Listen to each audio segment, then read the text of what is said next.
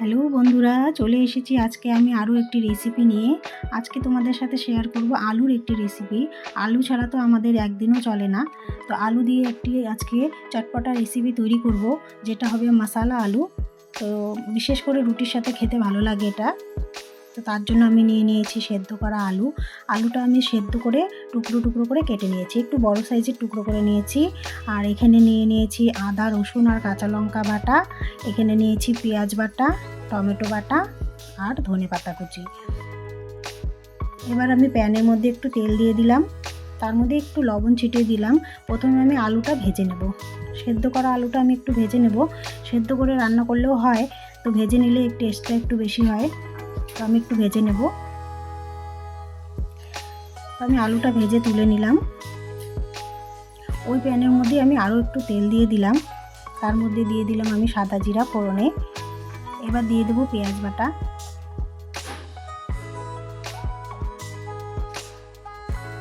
একটু নাড়াচাড়া করে তার মধ্যে আমি দিয়ে দেবো আদা, রসুন আর কাঁচা লঙ্কা বাটা।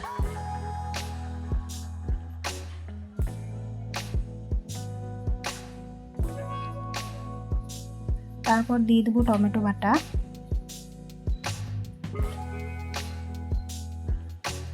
তো মশলাটা আমি এবার ভালোভাবে একটু কষিয়ে নেব।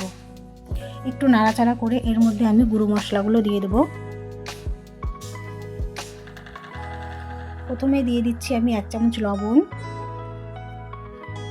এরপর দিয়ে দিলাম হলুদ আর ধনে গুঁড়ো, 1 চামচ জিরে গুঁড়ো আর 1 চামচ লাল লঙ্কার গুঁড়ো দিয়ে মশলাটা আমি ভালোভাবে কষিয়ে নেব। প্রয়োজনে একটু জল দিয়ে মশলাটা কষিয়ে নিতে হবে। মশলাটা সুন্দরভাবে কষিয়ে নিব।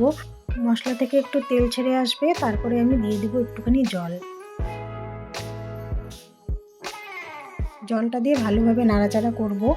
তারপরে দিয়ে দেবো ভেজে রাখা আলুর টুকরোগুলো দিয়ে মশলার সাথে আলুটা ভালোভাবে মিশিয়ে নেব। আলু আর মশলাটা ভালোভাবে কষিয়ে নিয়ে এর মধ্যে আমি দিয়ে দেবো 1 কাপ জল। আমার রান্নাটা প্রায় শেষ। তো এই জলটা একটু ফুটে আসলে আমি এটা 2 মিনিটের জন্য ঢাকা দিয়ে দিলাম। 2 মিনিট পর চলে আসলাম, দেখো আমার সবজিটা ফুটে এসেছে। এবার আমি এর মধ্যে ধনেপাতা ছড়িয়ে নামিয়ে নেব। আমার আলুর তরকারিটা একদম রেডি। এটা রুটির সাথে খেতে বিশেষ করে ভালো লাগে, ভাতের সাথেও ভালো লাগে। তো ঘরে কোনো সবজি না থাকলে এইভাবে একটি আলুর তরকারি বানিয়ে নিতে পারেন আপনারা, খেতে দুর্দান্ত লাগবে। আমার এই রেসিপিটি ভালো লেগে থাকলে ভিডিওটিতে একটি লাইক করে সাবস্ক্রাইব করে আমার পাশে থাকবেন। দেখা হচ্ছে আরও একটি নতুন রেসিপি নিয়ে।